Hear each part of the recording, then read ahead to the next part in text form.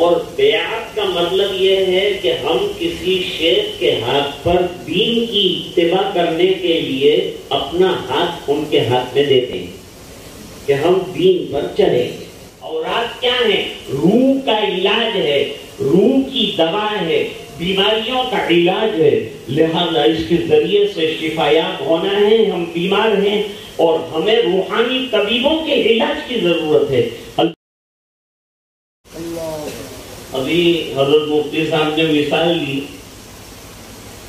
حضرت تھانوی رحمت اللہ علیہ کا مقولہ نقل کیا. اللہ والوں کے پاس بیٹھنے سے اللہ تعالیٰ کیا دیتے ہیں، کیا عنایت فرماتے ہیں، کیا کرم فرماتے ہیں.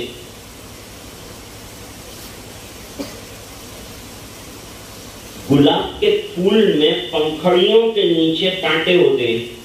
آدمی کو مطلوب گلاب کا پھول ہوتا ہے. گجرے میں لگے گا تو گلاب کا پھول لگے گا. ٹیبل پہ رکھا جائے گا فلاور پاٹ میں تو گلاب رکھا جائے گا. لیکن اس کی پنکھڑیوں کے نیچے جو کانٹے ہیں ان کا بھی اکرام ہو جاتا ہے. کانٹوں کا بھی اکرام ہو گیا. حالانکہ ہم تو گلاب کا اکرام کرنا چاہتے ہیں، اس کا اعجاز کرنا چاہتے ہیں، لیکن کانٹوں کا بھی اکرام ہو گیا پنکھڑیوں کے نیچے چھپے ہوئے. اس طرح اللہ والے جو ہیں وہ گلاب ہیں اور ہم جیسے جو ان سے وابستہ ہوتے ہیں وہ جو ہے کانٹے ہیں. جب اللہ یہ گلاب کا پھول توڑ کر جنت میں رکھیں گے تو جو کانٹے چمٹے ہوئے ہوں گے ان کا بھی بیڑا پار ہو جائے گا، ان کا بھی کام بن جائے گا. اللہ تعالیٰ ان کو بھی جنت میں پہنچا دیں گے ان کے ساتھ. یہ اللہ والوں کے ساتھ بیٹھنے کا فائدہ ہے. خیر عرض کر رہا تھا کہ آپ صلی اللہ علیہ وسلم کے 4 مشن ہیں اور چاروں یکساں ہیں، الگ نہیں کیا. حضور نے ایک ہی اسٹیج سے چاروں کام کیے ہیں. بعد میں یہ جو ہے شعبے الگ الگ کام نہ کر سکنے کی وجہ سے ہوئے ہیں، ورنہ ایک ہی فرد تمام کام کرتا تھا پہلے. یتلو علیہم آیاتہ ویزکیہم وَيُعَلِّمُهُمُ الْكِتَابَ وَالْحِکْمَةَ. اور اللہ تعالیٰ کے رسول احکام سکھاتے ہیں، کتاب اللہ کی تعلیم دیتے ہیں، حکمت اور دانائی کی باتیں بتاتے ہیں. 4 مشن ہو گئے. یہ چاروں مشن نبی کریم صلی اللہ علیہ وسلم انجام دیتے ہیں. آپ بہت بڑے دائی بھی ہیں، آپ بہت بڑے مزکی بھی ہیں، آپ اخلاق کو درست کرنے والے بھی ہیں، آپ تزکیہ کرنے والے بھی ہیں، اور آپ معلم بھی ہیں، بہترین تعلیم دینے والے بھی. مسجد نبوی شریف ایک طرف جو ہے مدرسہ ہے. صفہ میں مدرسہ تھا کہ نہیں؟ مدرسہ تھا. تو مسجد نبوی شریف مدرسہ بھی ہے اور مسجد نبوی شریف جو ہے دارالقضا بھی ہے. الگ کوئی جگہ نہیں تھی، مسجد میں ہی فیصلے ہوتے تھے، دارالقضا. اور مسجد ہی دعوت کا مرکز بھی تھا. یہیں سے جماعتیں روانہ ہوتی تھی اور یہیں سے جو ہے افراد دین کی دعوت کے لیے بھیجے جاتے تھے. اور بڑے بڑے لشکر جو ہے وہ یہیں سے، لشکر کی چھاونی بھی مسجد نبوی شریف ہے. اور تزکیہ کا کام اور دل کی اصلاح کا کام بھی سب سے بڑا اگر ہوتا ہے تو مسجد نبوی شریف میں ہوتا ہے. عرض کر رہا تھا کہ بھائی آج لوگ چاروں طرف سے پریشانیوں کا اظہار کرتے ہیں، مختلف طریقے کی پریشانیاں ذکر کرتے ہیں. حقیقت میں جو سکون جہاں ہے وہاں تلاش نہیں کرتے ہیں.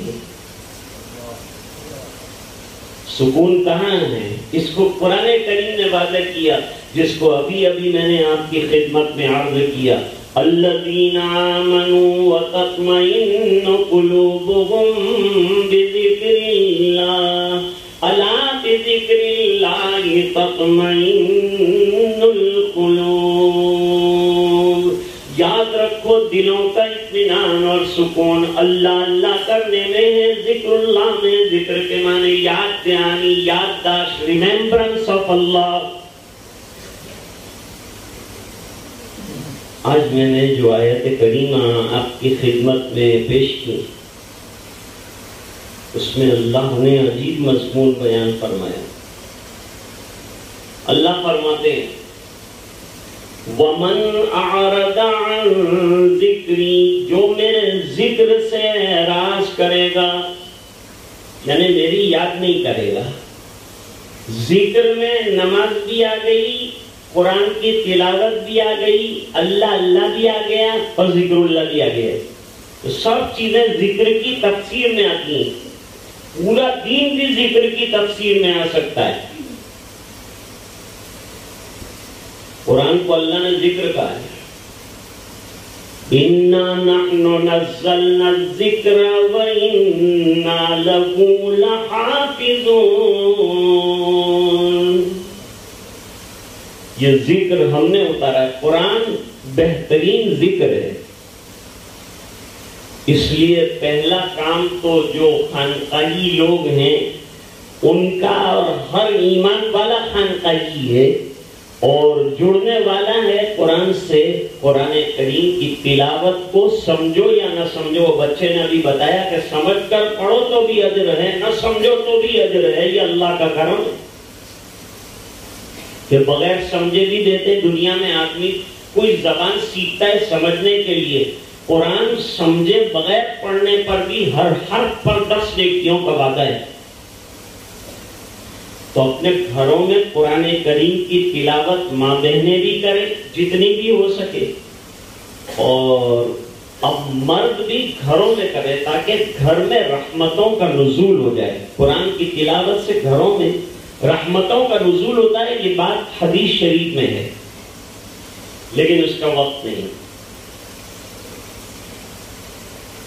روزانہ کا معمول تلاوت کا جتنی بھی سہولت ہو سکے بنا لیں. نمبر 2، جن کو قرآن شریف نہیں آتا علاقے کے علماء سے فائدہ اٹھائیں اور قرآن کریم سیکھیں، کیونکہ قرآن کریم بہت آسان ہے. 5 سال کا 6 سال کا بچہ قرآن کریم حفظ کر لیتا ہے. کل امراوتی میں وہ بچے نے 15 مہینے کے اندر قرآن کریم یاد کیا. ہمارے سورت میں 6 مہینے کے اندر ایک صاحب نے پورا قرآن کریم یاد کیا. ایک صاحب نے 2 مہینے کے اندر پورا قرآن کریم یاد کیا. یہ قرآن کریم بڑی نعمت ہے. اس کا ورد اور اس کا مزاج بنائیں.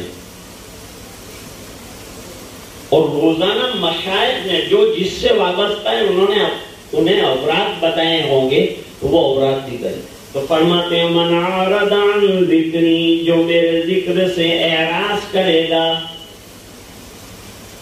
تو اس کے پاس مال ہوگا، دولت ہوگا، اقتدار ہوگا، مکانات ہوں گے، سب کچھ ہوگا، لیکن اس کی زندگی کو تمام راحتوں کے بیچ میں تنگ کر کے رکھ دوں گا.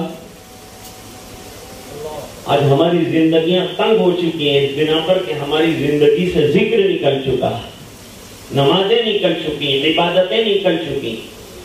قرآن کریم نے الٹیمیٹم دیا کہ میرا ذکر چھوڑا، نمازیں چھوڑی، عبادتیں چھوڑی، بے چین رہو گے. آج دنیا کی بے چینی کی وجہ یہ ہے کہ سب سے تعلق ہے اور رب سے تعلق توڑ بیٹھے. اس وجہ سے یہ پریشانی ہے. میں اپنی بات کو ختم کرتا ہوں. دعا کرتا ہوں کہ اللہ تعالی ہم کو ذکر کرنے والا بنائے اور اللہ کی یاد کرنے والا بنائے اور دین پر چلنے والا بنائے. اور جو حضرات اوراد و وظائف میں لگے ہیں اور خانقاہی حلقے جن کے جس طرح سے چل رہے ہیں، دعوت کے کام میں بھی الحمدللہ تسبیحات بتائی گئی، اس کی پابندی کی جائے. اور اسی طریقے سے جو دوسرے حضرات صوفیہ اور بزرگوں سے وابستہ ہیں ان کو بھی اوراد بتائے گئے ہیں. اوراد کیا ہیں؟ روح کا علاج ہے، روح کی دوا ہے، بیماریوں کا علاج ہے. لہذا اس کے ذریعے سے شفایاب ہونا ہے. ہم بیمار ہیں اور ہمیں روحانی طبیبوں کے علاج کی ضرورت ہے. اللہ تعالیٰ اس علاج سے ہمیں بہراور فرمائے، ہماری ظاہری اور باطنی تمام چیزوں کی اصلاح فرمائے. اب آئندہ کوئی موقع ہوگا تو اصلاح ظاہر اور اصلاح باطن دونوں چیزیں ضروری ہیں، اس پر انشاءاللہ گفتگو کریں گے. واخر دعوانا الحمدللہ۔ یہ ذکر و سلوک کی ہماری مجلس ہے، اس میں ہم نے اس طرح ترتیب دیے تھے حضرت ہی کے زیر سرپرستی اور زیر صدارت و قیادت کہ پہلے حضرت کی سلسلے میں گفتگو ہو جائے گی، بیان ہو جائے گا، اور وہ آپ نے ایک ذکر کے سلسلے کا ایک جز جو ہے پورا کر لیا کہ الحمدللہ ہم نے سب مل کر کے یہ حضرت والا کے فضل و نصائح سے محظوظ ہوئے۔ اللہ تعالیٰ تعداد حیات ہمیں اس کو اپنی زندگی میں اپنانے کی توفیق عطا فرمائے۔ اب میں جن حضرات نے جو ابھی تک کے آئے نہیں سامنے اور جو حضرات ہے آئے، تو میں گزارش کروں گا کہ وہ بیت کے لیے مجلس جو ہے بیت والے ساتھی جتنے بھی ہیں وہ کھڑے ہو کر ذرا سی ہلچل کر لے، اور جو ساتھی بیٹھ ہونا چاہتے ہیں وہ سامنے آ جائیں، اور بس اور جو باقی ساتھی ہے وہ تھوڑی تھوڑی حرکت کر لیں ان حضرات کو آگے جو پہلے ہی سے ویسے الحمدللہ بیت والے ساتھی تو بیٹھے بھی ہیں، لیکن جو بعد میں آ گئے جن کے نام ہمارے پاس پہلے آ گئے تھے تو ان کو تھوڑی تھوڑی ساتھی جو ہے ذرا جگہ چھوڑ دے، جو حضرات جو ہے بیت والے ہیں وہ آتے چلے جائے، اور جو انشاءاللہ بیت ہوگی پھر بیت کے بعد حضرت والا ذکر کرائے گے انشاءاللہ، اور ذکر کرا کر مراقبہ بھی کرائے گے اور دعا بھی۔ جو کسی سے بیت ہے ماشاءاللہ وہ حضرات تھوڑا تھوڑا ان حضرات کو ذرا حضرت کے قریب آنے دے۔ میں گزارش کروں گا مولانا یاسین صاحب ادھر تشریف لے آئے، نوشاد سر ادھر تشریف لے آئے، جو حضرات جو ہے کسی سے بیت ہے وہ ادھر ہو جائے، اور حضرت کے اور یہ جو ابھی نئے نئے حضرت سے تعلق کر رہے ہیں ان کے درمیان میں سے آ جاؤ۔ مولوی عارف صاحب آپ یہاں حضرت کے پاس آ جاؤ۔ نحمده ونصلي على رسوله الكريم۔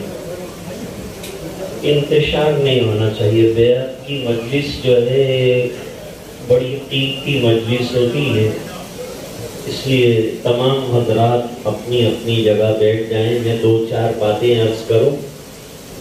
ایک پہلی بات تو یہ ہے کہ میں اس طرح سے ہجوم کے طور پر کسی کو بیعت نہیں کرتا۔ یہ مولانا بابا میاں صاحب ہیں، مولانا محمود صاحب ہیں، مولانا افسر صاحب ہیں، کئی چکر انہوں نے کاٹے جب میں نے بیعت کیا، لیکن آج مولانا محمود صاحب نے کہا کہ بہت سے حضرات جو ہیں جو کسی سے بیعت نہیں ہے، یاد رکھیں، اور جو حضرات مشائخ سے بیعت ہیں وہ بیعت کرنے میں نہ آئیں، وہ بیعت نہیں ہو سکتے ہیں۔ ان کے شیخ موجود ہیں، ان سے استفادہ کریں اور فائدہ اٹھائیں، اور جو بیعت نہیں ہوئے ہیں ان سے گزارش ہے کہ جو اوراد وظائف بتائے جائیں گے اور جو بیعت کے الفاظ کہے جائیں گے وہ آپ کو کہنا ہے، اور کہنے کے مطابق عمل بھی کرنا ہے۔ اور پھر جو ہے ہمارے علاقے کے حضرت مولانا محمود صاحب ہیں، مولانا افسر صاحب ہیں، ان تمام حضرات سے رابطے میں رہیں۔ پھر ان کو لگے گا کہ تعلق مجھ سے قائم کرنا ضروری ہے تو مجھے بتائیں گے، یہ حضرات مجھے رابطہ رکھ کر مجھے بتائیں کہ فلان کی یہ تکلیف ہے، فلان کی یہ تکلیف ہے۔ شیخ سے رابطہ رکھنا بہت ضروری، بغیر شیخ سے رابطہ رکھے ہوئے روحانی ترقی نہیں ہوتی، اس لیے رابطہ شیخ سے جو ہے ضروری ہے۔ اب جو ہے سلسلے چار ہیں، چار سلسلے ہیں، ان میں سے ایک سلسلہ نقشبندیہ بھی، یہ بھی پرانا سلسلہ ہے، اور یہ سلسلہ حضرت ابو بکر صدیق رضی اللہ عنہ پہ پہنچتا ہے، دوسرے سلسلے حضرت علی رضی اللہ تعالیٰ عنہ پہ پہنچتے ہیں، اور حضرت ابو بکر رضی اللہ تعالیٰ عنہ کے ہاتھ پر حضرت علی نے بھی بیعت کی، تو درجہ جو ہے یہ نقشبندیہ کا اونچا ہے، پرانی سلسلے کی چیز ہے۔ اور بیعت کا مطلب یہ ہے کہ ہم کسی شیخ کے ہاتھ پر دین کی اتباع کرنے کے لیے اپنا ہاتھ ان کے ہاتھ میں دیتے ہیں کہ ہم دین پر چلیں، اور دین پر چلنے کے لیے طریقہ بتا دیا ہے کہ بھئی اتنا ورد کر لو، اس طرح کر لو، اس طرح کر لو، ایسا کرنے سے آدمی گناہوں سے بچے گا، نیکیوں کی توفیق ہوگی، اچھائیاں اندر پیدا ہوں گی، اچھے اخلاق آئیں گے، جیسے کہ ابھی بیان کے اندر میں نے آپ کو بتایا. تو یہ سلسلہ نقشبندیہ حضرت ابو بکر رضی اللہ تعالیٰ عنہ، اور یہ سلسلے میں اعمال جو ہیں وہ بھی آپ کو بتا دیتا ہوں. روزانہ 200 مرتبہ کلمہ طیبہ پڑھنا، خاموشی سے کسی جگہ بیٹھ کر کلمہ طیبہ پڑھ لیا جائے 200 مرتبہ کم سے کم. بہت ہمت آپ کی ہے، آپ زیادہ کرنا چاہتے ہیں تو کوئی حرج نہیں، لیکن 200 مرتبہ 200 مرتبہ ایک ساتھ نہ ہو سکے تو 100 مرتبہ صبح، 100 مرتبہ شام کو. دوسرا استغفار. استغفار بہت ہے، لیکن استغفار آسان کیا ہے؟ استغفر اللہ ربی من کل ذنب واتوب الیہ. یہ استغفار آسان استغفار، یہ کر لیں. کارڈ بھی ہے میرے، بعد میں انشاءاللہ مولانا محمود صاحب آپ کو کارڈ دے دیں گے جس میں اوراد لکھے، مشکل اوراد نہیں. تیسرا درود شریف. حضور پاک صلی اللہ علیہ وسلم کا بہت بڑا حق ہے، ان کا بہت بڑا احسان ہے. اللہ کا احسان لا الہ الا اللہ پڑھا، حضور کے احسان کا بدلہ ہے کہ درود شریف پڑھا. کم سے کم 200 مرتبہ، 200 مرتبہ کلمہ طیبہ، 200 مرتبہ استغفار، 200 مرتبہ درود شریف. 3 چیزیں ہوں گی. اب قرآن کریم جو ہے اس کی تلاوت کرنی، نہ آتی ہو تو جتنا یاد ہے اتنا پڑھ لیں، اور کوشش کریں کہ مزید پڑھ سکیں تاکہ ہماری نمازیں بھی درست ہو جائیں. نمبر 2، جو حافظ اور عالم ہیں ان کو کم سے کم 1 پارہ پڑھنا ہے، اور جو عالم نہیں ہے، بہت تیز نہیں پڑھ سکتے ہیں یا اچھا نہیں پڑھ سکتے ہیں، ان کو پاؤ پارہ، یا پھر جتنا مناسب ہے روزانہ تلاوت کرنا. سب سلسلوں کے اندر سب سلسلے برحق ہیں. جیسے 4 ائمہ ہیں، امام اعظم ہیں، امام شافعی رحمۃ اللہ علیہ، امام احمد ہیں، امام مالک رحمۃ اللہ، سب چاروں فقہ حق ہیں. اس طرح سے یہ 4 سلسلے بھی حق ہیں. کسی کی تنقیص اور کسی پر تنقید نہیں، اپنا اپنا کام کرنا ہے اور اپنے کام میں لگے رہنا ہے، اور دوسرے سلسلوں کے لیے بھی دعا کرنی. اللہ تعالیٰ ان کو بھی ترقی اور برکتیں عطا فرمائے، اور ان کے مشائخ کی عمروں میں بھی برکتیں عطا فرمائے. اور ایک بڑا اہم کام ابھی آپ کو میں بتاؤں گا، مراقبہ. مراقبہ اللہ کے دھیان میں بیٹھ جانا ہے. جیسے دکان کے اوپر گراہک کے انتظار میں کیسا بیٹھتے ہیں کہ اب گراہک آئے گا، اب گراہک آئے گا، اس طرح سے اللہ کی رحمت اب اترے گی، اب اترے گی. یہ رحمت کے انتظار میں بیٹھنے کا نام مراقبہ ہے. ابھی ہم امتحان مراقبہ کریں گے. اتنے کام کرنے ہیں، گناہوں سے بچنا ہے، بس یہ کام ہے دیہات کے اندر. یہ سب کریں گے انشاءاللہ. پابندی سے کرنا اور شیخ سے رابطہ رکھنا. یعنی کوئی ضرورت ہو روحانی اعتبار سے، جیسے جسمانی اعتبار سے تکلیف ہوتی ہے تو ڈاکٹر کے پاس دوڑ جاتے ہیں، اس طرح روحانی پریشانی ہو تو شیخ کے پاس رابطہ قائم کرنا پڑے گا. وہ روحانی ڈاکٹر